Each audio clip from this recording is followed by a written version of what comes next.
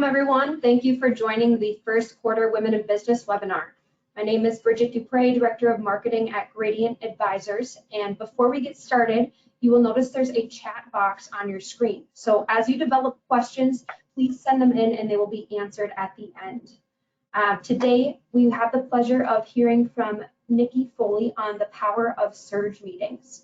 So she'll explain how to maximize productivity and client engagement with focused meeting strategies and walk through real-world examples that demonstrate the impact surge meetings have. Nikki Foley is the co-owner and founder of Paladin Financial with nearly 20 years in the financial service industry, and she provides expertise in marketing, communications, business development, legal, and is a self-proclaimed director of happiness for the organization. Nikki is Minnesota insurance licensed and holds a Series 6 and 63 registration, while also being a graduate of Washburn University in Kansas, where she focused on human interaction with degrees in communication and sociology. She also holds a Master of Science in Management degree with concentration in organizational development and human resources from Regis University in Colorado. Nikki serves on the Gradient Gives Back Foundation Board and on the Gentry Academy School Board, and she volunteers her time for numerous youth activities. She's a passionate leader who uplifts, inspires, and never fails to put a smile on your face. So with that being said, welcome, Nikki. Thank you for joining us, and we're excited to have you here. Thanks so much, Bridget. I appreciate the opportunity that Gradient has given to all of us to be here and have a platform for us to work with each other and interact. And so thank you to the Women in Business team at Gradient for all the work that you're doing to make this available to us. I can't see the slides yet, Bridget. I don't know if that's something that others can see. How about now? There we go. Perfect. I can see them now. Well, thank you for a gracious introduction there. And then I don't know if you want to go ahead and go to the new slide. And the way that I'm going to structure our conversation today really is around kind of the who, what, when, why structure of things. And so starting with, before we get even into a little bit about our team and how we're structured is, you know, what is a surge meeting and what did everybody sign up to hear about? And in very simple terms, it's just providing organization to your annual review process. Most people at this point in their career that I know that are working with Gradient have at least somebody in their office that has or holds the Series 65 and is doing advisory. Doesn't mean that everybody is, but as that has become the norm over the last 10 to 15 years, having to see your book of business and making sure you're doing that on an annual basis has created a situation where at least we needed to get some structure around that from a planning purpose. And so again, a surge meeting is a concept that we didn't come up with. It's one that's in the industry and others are doing, that it just simply allows you to carve out a period of time each year or maybe each quarter, depending on what you need to do, to see and hold only annual review meetings. And then you can get back in the swing of doing prospecting and all the other things that you do on your schedule.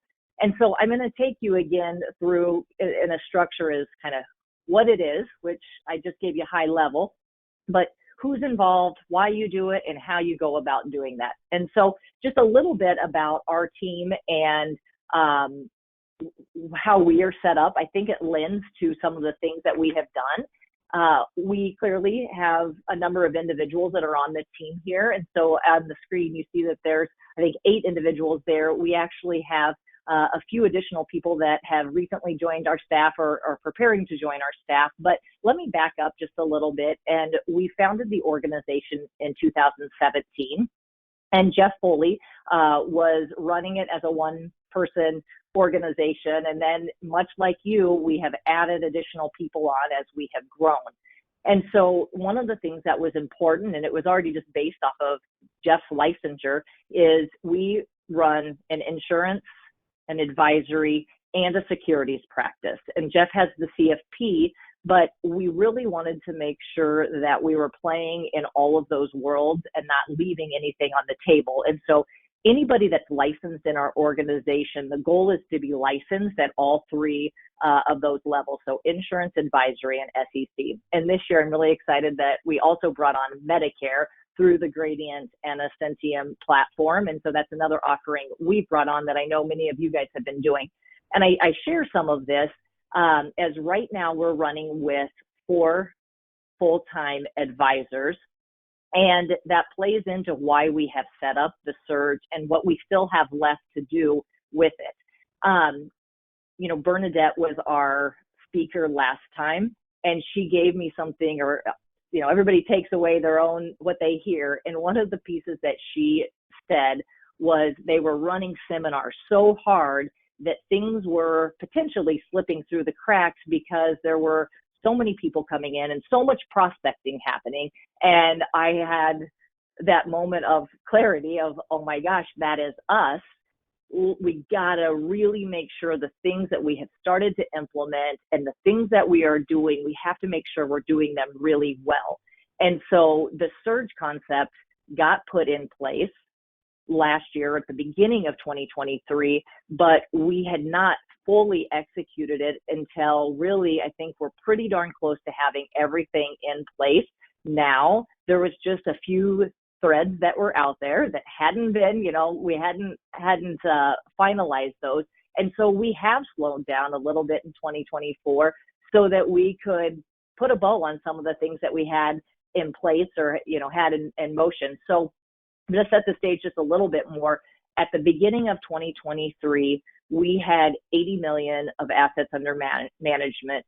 Most of that, 95% of that was from Jeff Foley. And so he had probably 600 clients, 300 households, 80 million in assets, and we didn't know if we were coming or going. We had another member of our team that had been with us for about a year and a half as an advisor, and he had brought some assets over, so had another, you know, 7 to 10 million in there that he was running. And we had to make a decision of what is this going to look like? And so we started with Surge meetings to give us some structure. We also made the decision that we were going to start moving Jeff's book of business so that he was working to manage about 100 households. And then anything outside of that would get moved to a sub-producer. And so that model started right at the end of 22 and was fully going into effect in 2023. So the other thing that I think is important to know about our organization is we have run really hard with marketing.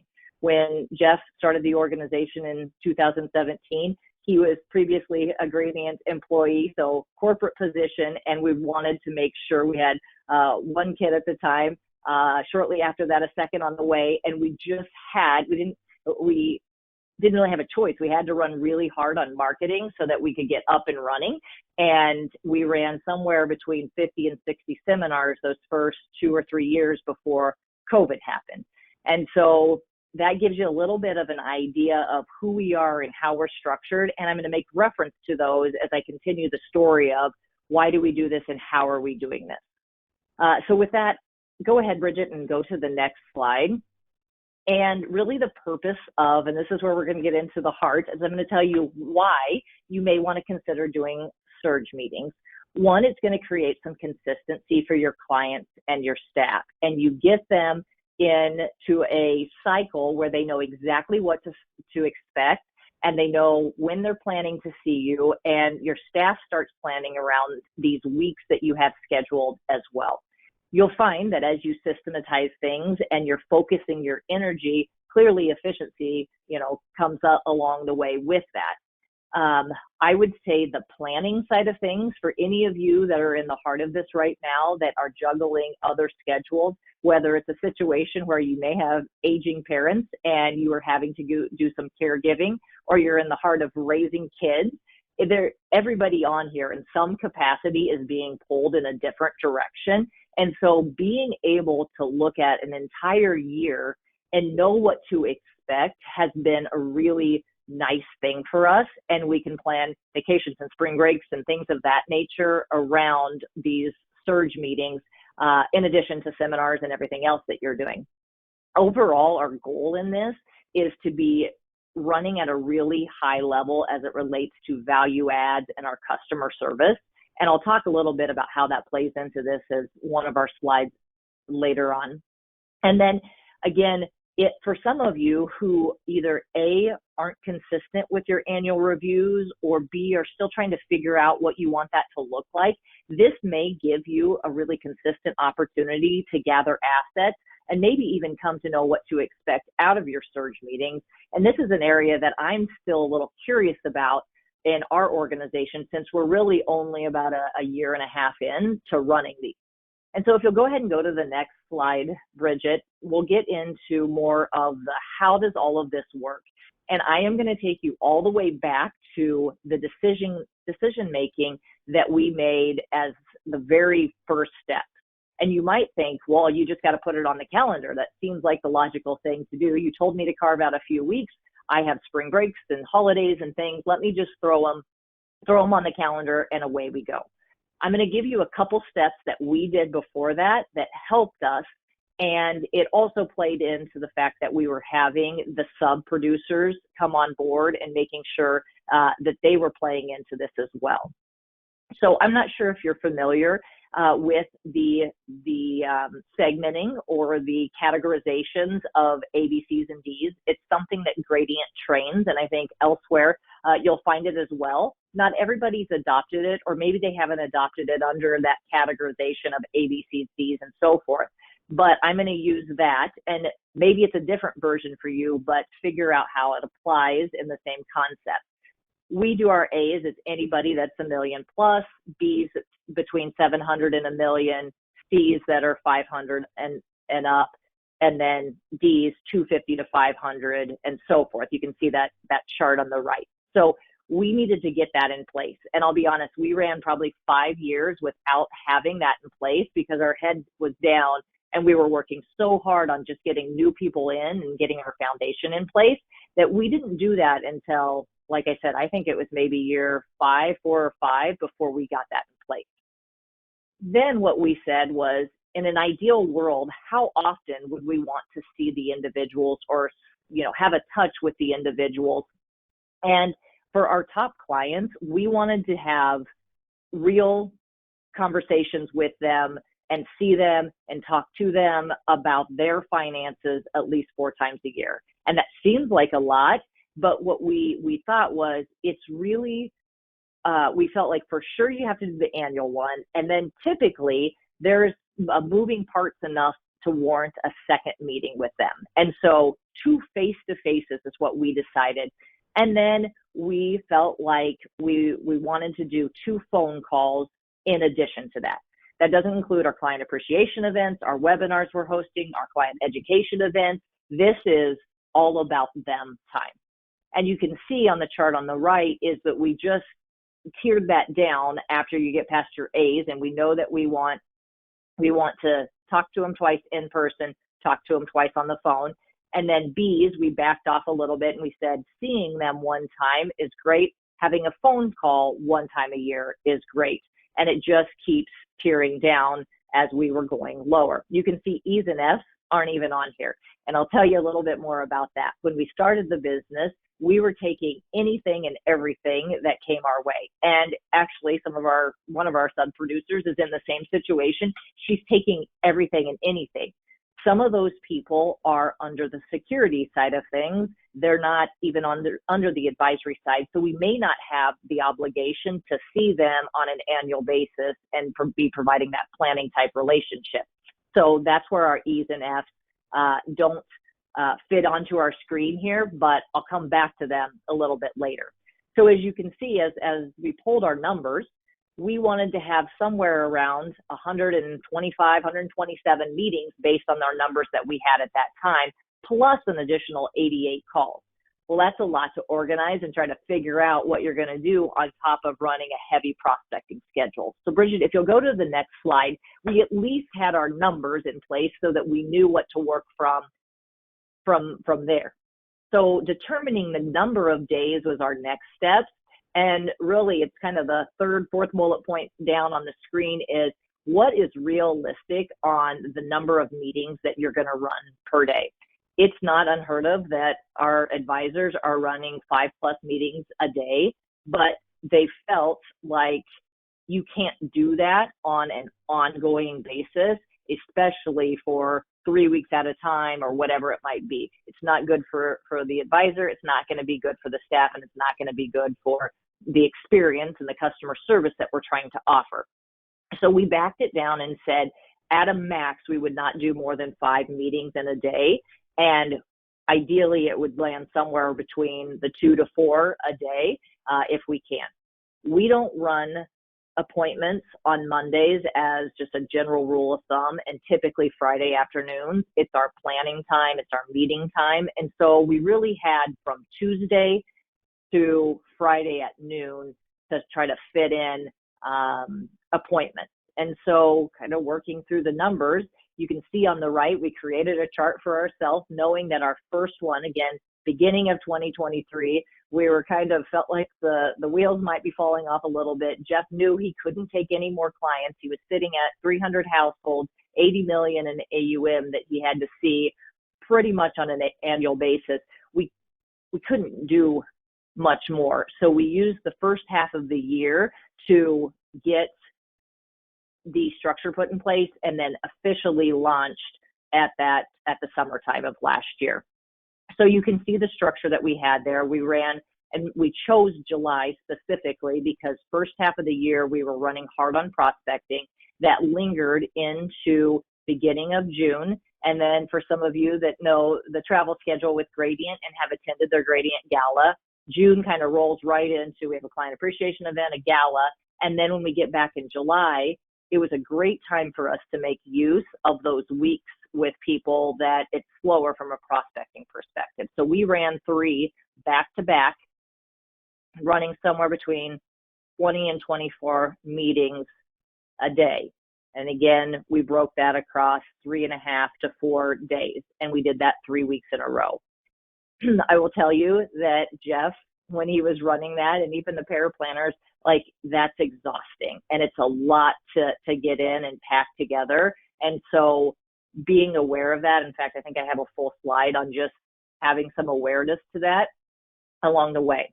And then we ran our next one before the holidays. And the purpose of this next one is we really wanted to make sure that we were covering any year-end topics such as taxes or RMDs or year-end deadlines.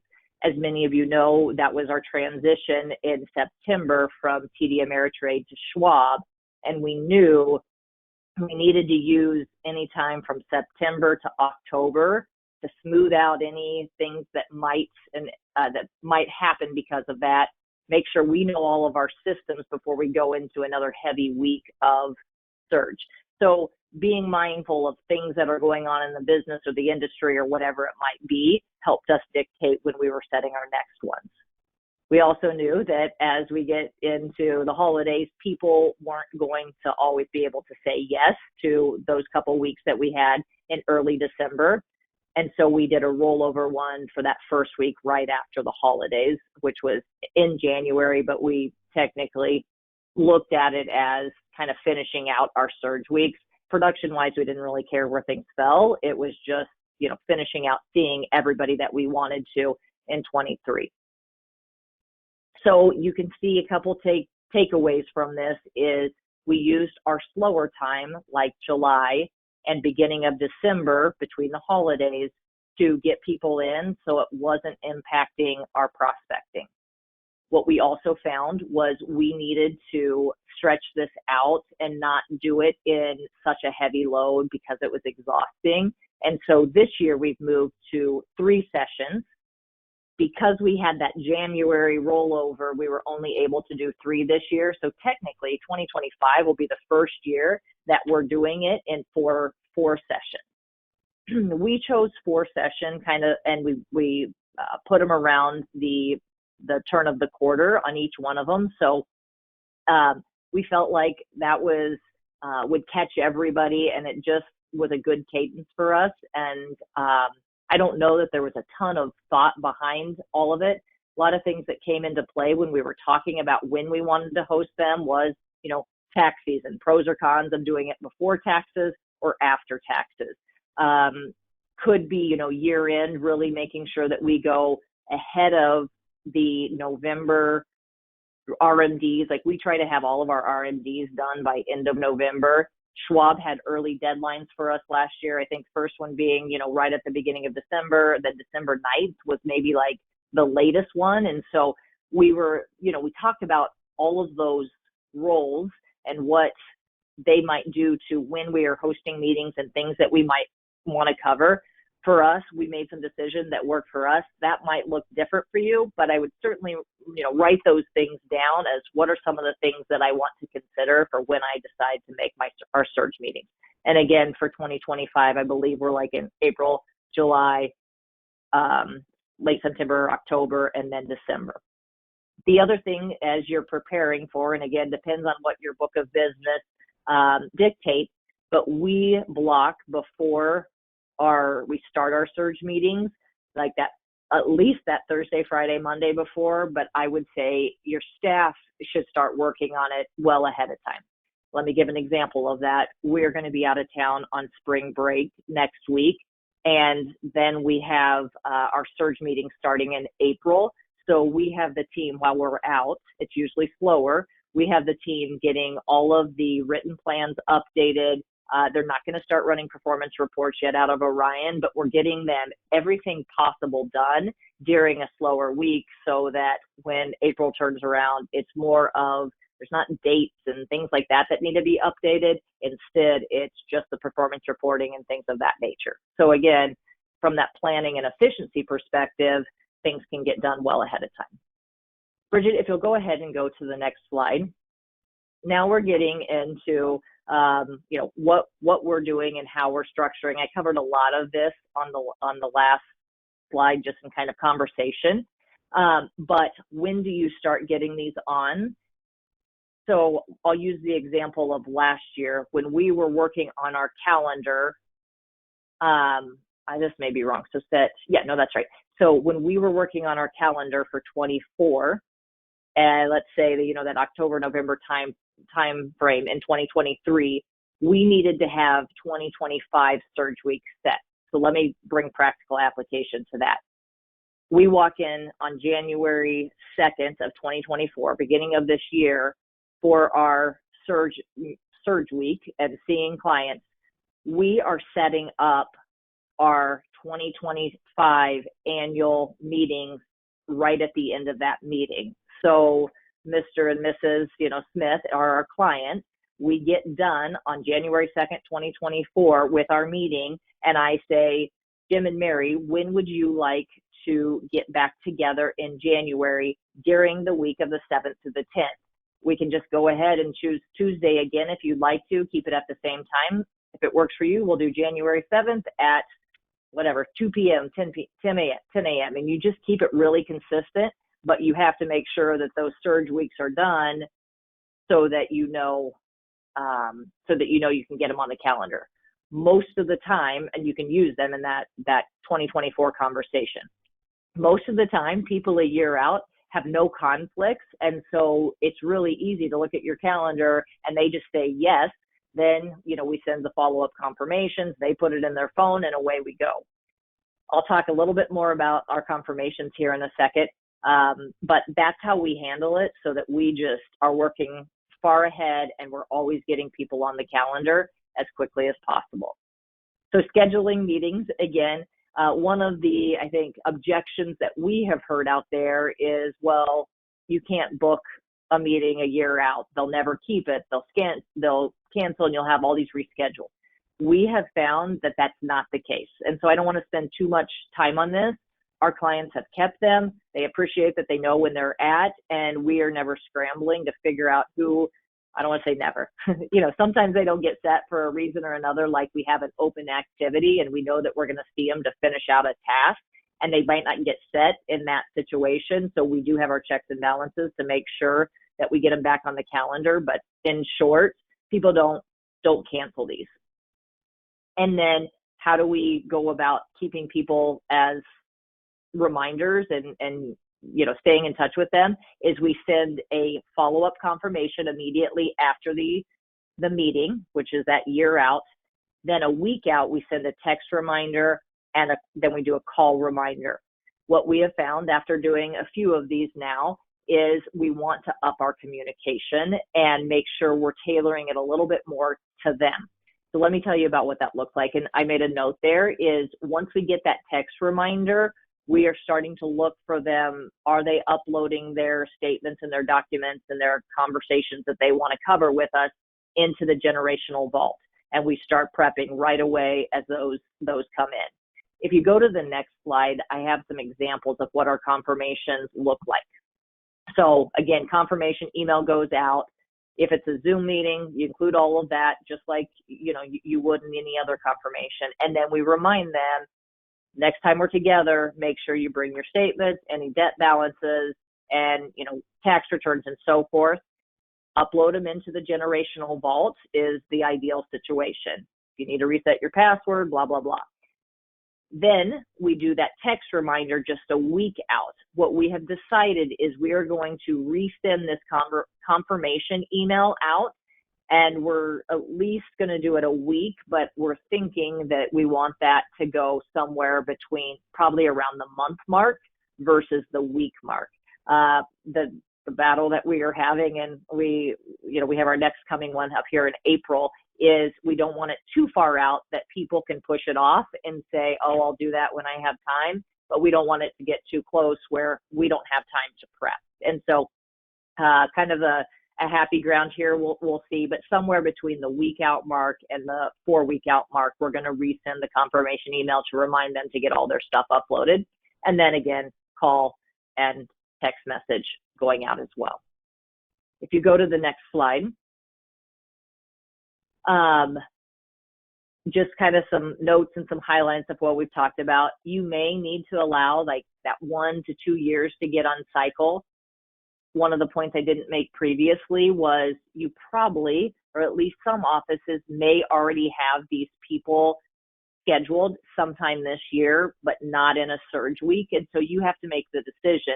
Do I want to go back and try to reschedule a few people to like get them closer to this surge time frame around the couple weeks that you're going to hold? Or are you going to let this year be and do the best you can to get people on this year and then into next year? For us, we didn't want to do a whole bunch of changing, and so we have done it as they have come for the most part. We did, if we were working on something or it was a very natural transition, we did move a few people. And so I would say in summary, it was kind of a hybrid for us of whether we proactively moved people to get them into surge meetings or let it happen. I made note of this earlier. Bullet point number 3 there is don't do other revenue generating activities during the same time, and be really even mindful of that, the personal and social activities that are going on in your lives while you're running these.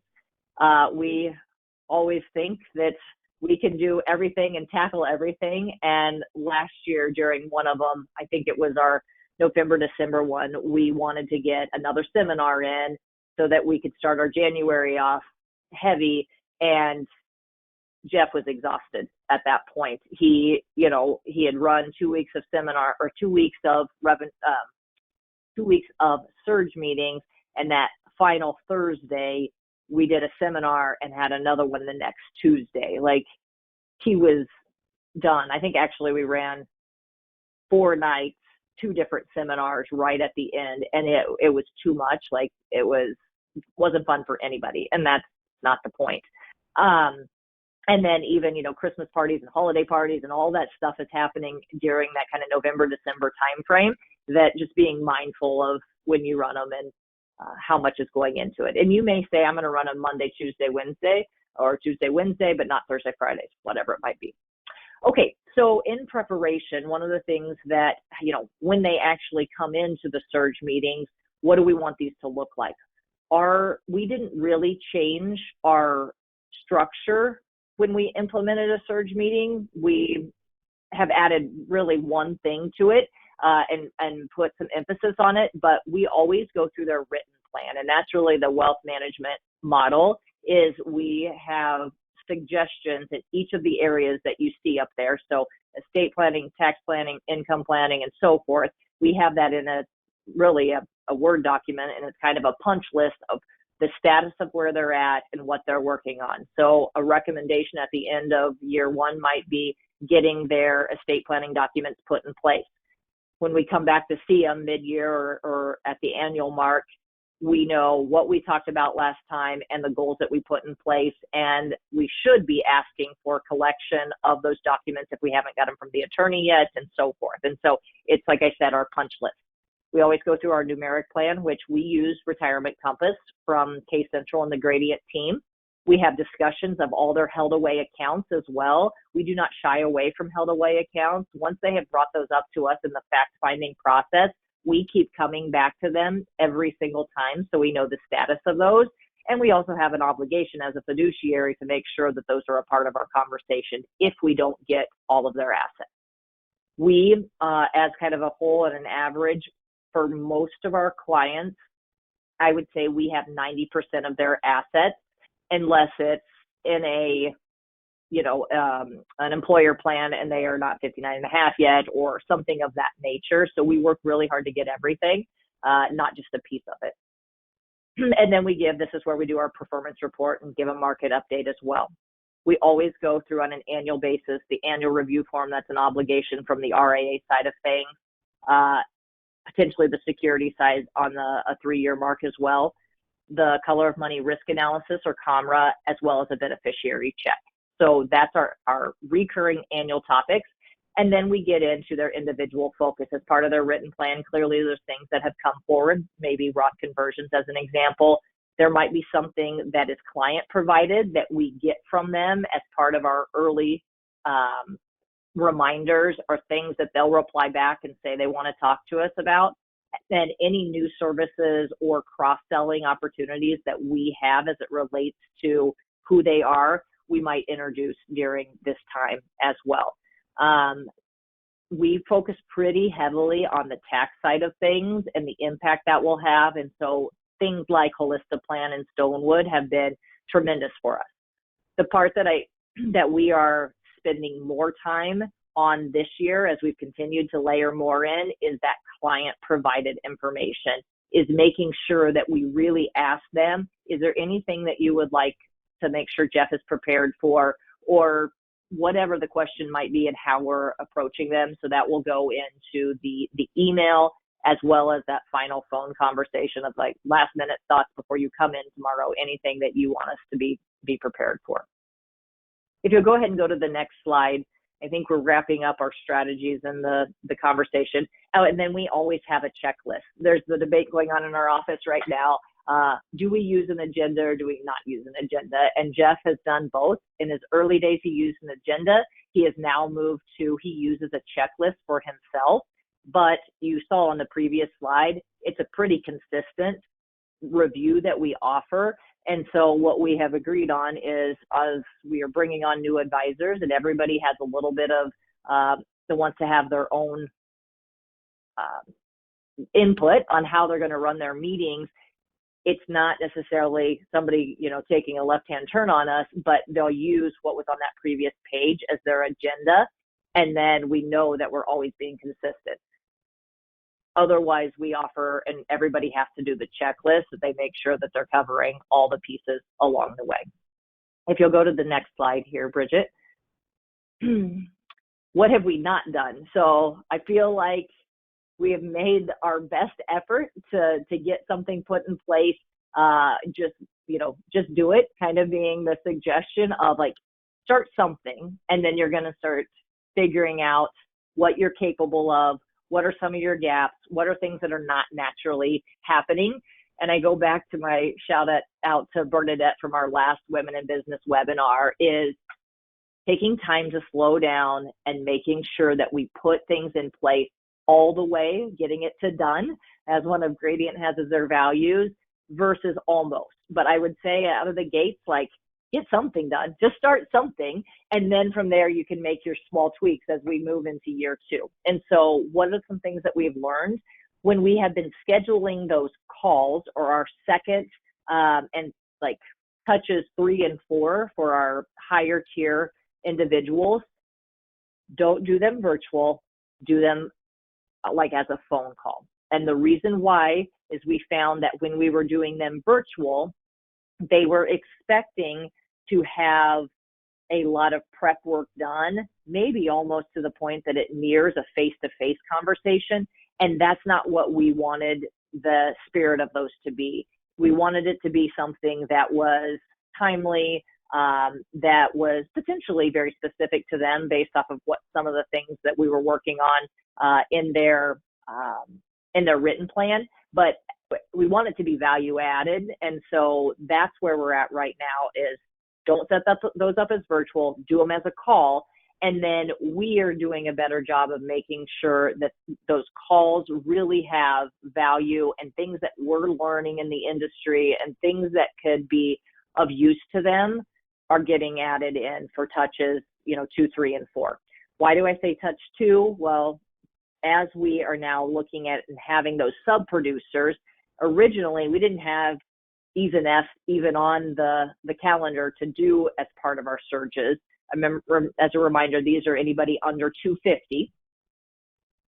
And we only had D's seeing them one time. So we now have sub-producers that are working the 250 to 500 range of assets and producer that's working under 250 with E's and F's. And so they now have the time to be adding more touches in. So the requirement is that you see those people one time a year, face to face, then add another touch with a value added call. And so those value adds are where we're spending our time right now, is figuring out what they want them to be and figuring out how we get those into our rotation and what's timely so that everybody is hearing from us on a regular basis on the topic. All right. If you want to go to the next slide, I think we're in our last phase here. So real world examples. Here's our numbers, and this is what we found. And so in July of last year, we held 36 households across 12 days, and it resulted in 2.3 million, 2.4 million almost across 60 days from that meeting. And that only counted the individuals that came to that meeting, the assets coming from them. You can see that we run pretty heavy on the AUM side. It's the way that we've been working is probably 85 to 90% of our business is on the AUM side. This is no different when you look at the numbers here. We are starting to charge financial planning fees, and as people have maybe lower assets and they're taking more of our time, we started implementing some financial planning fees that maybe weren't there, or depending on, kind of the situation, if it was applicable. And then our December and January surge meetings, 50 households across 16 days, and we submitted 2.7 across that 60 days following the meetings. And so you'll see where that broke out across the product lines. I don't know that I have a conclusion on these numbers. Some things that are coming to mind for me are, one, can we expect to have that same production of approximately 2.5 million coming out of every rotation of surges? Well, we've broken it from 2 to 4, so no, maybe we can expect half of that. But you would say, common sense and just using very basic logic is, can you really maintain that? Well, I don't know. Some things that make me say yes is we were running annual meetings on rotation every single year. And so we were already seeing these people on a regular basis. And we still were able to get, 2.5 million out of people over that 2-week period. But that's not really what logic says would keep happening.